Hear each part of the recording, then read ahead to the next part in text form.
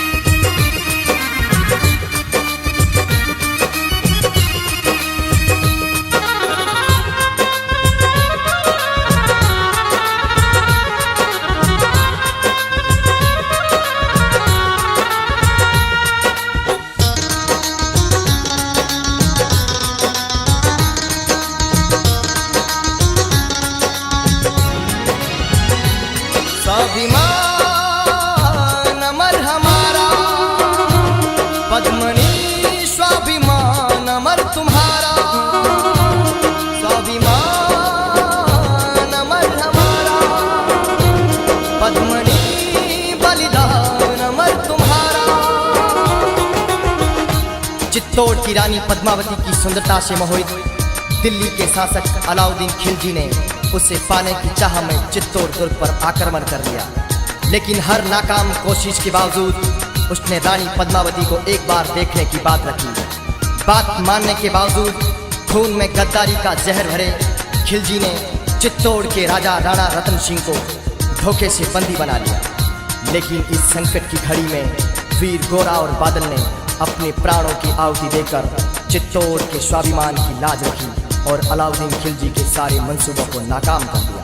इसी क्रोध में आकर अलाउद्दीन खिलजी ने मेवाड़ का सर्वनाश करने की ठान ली और एक बार फिर चित्तौड़ दुर्ग पर चढ़ाई की। घेर लिया चित्तौड़ दुर्ग को, बंद किया दाना पानी। संकट में स्वाभिमान गिरा, संकट में थी पद्मा रानी। घेर लिया चित्तौड़ दुर्ग को, बंद किया दाना पानी। संकट में स्वाभिमान गिरा था, संकट में पद्मा रानी। संकट में थी पद्मा रानी, संकट में थी पद्मा रानी, संकट में थी पद्मा रानी, संकट में थी पद्मा रानी। घेर लिया चित्तौड़ दुर्ग को, बंद किया दाना पानी। संकट में स्वाभिमान गिरा, संकट में थी पद्मा रानी। अनजान था खिलजी किससे भिड़ा, हम सूर्यवंशी सिरमौर है। स्वाभिमान झुकाना जिसका, धरनी अमर चित्तौड़ है। स्वाभिमान अमर हमारा, पद्मनी स्वाभिमान अमर तुम्हारा। स्वाभिमान अमर हमारा, पद्मनी बलिदान अमर तुम्हारा।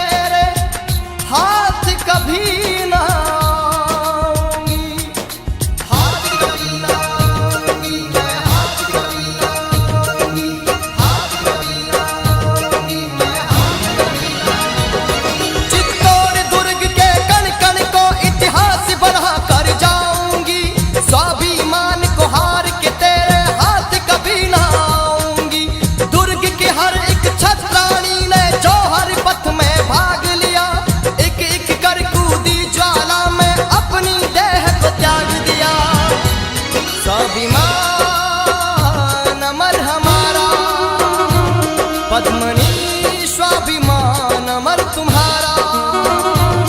स्वाभिमान अमर हमारा, पद्मनी बलिदान अमर तुम्हारा।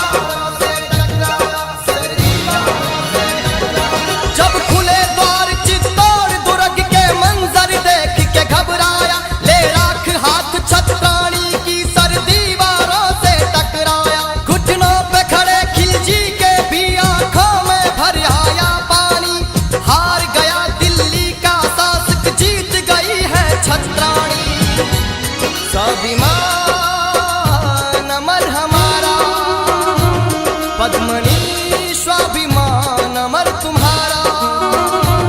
स्वाभिमान अमर हमारा, पद्मनी बलिदान अमर तुम्हारा।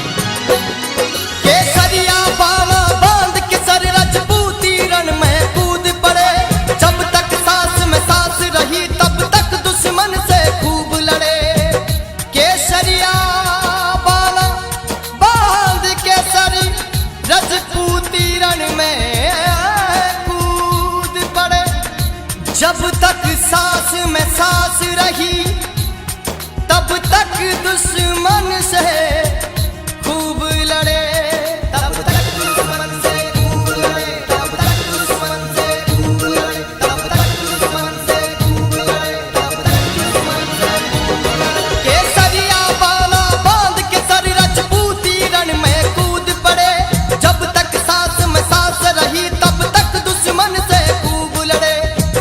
सनातन धर्म वीर कण कण में गौरव भर देंगे, पृथ्वी की क्या बात करो अंबर के सरिया कर देंगे।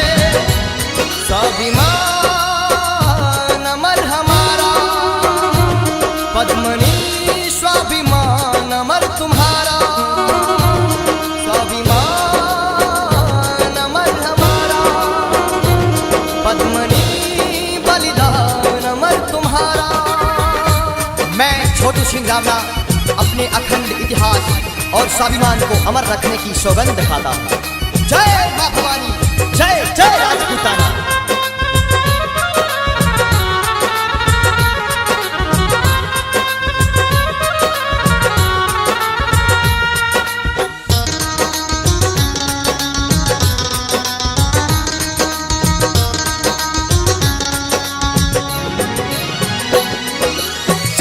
घट में रही शारदा क्षत्रिय रक्त जगा दूंगा, हिंदू धर्म की रक्षा में सबको तलवार थमा दूंगा।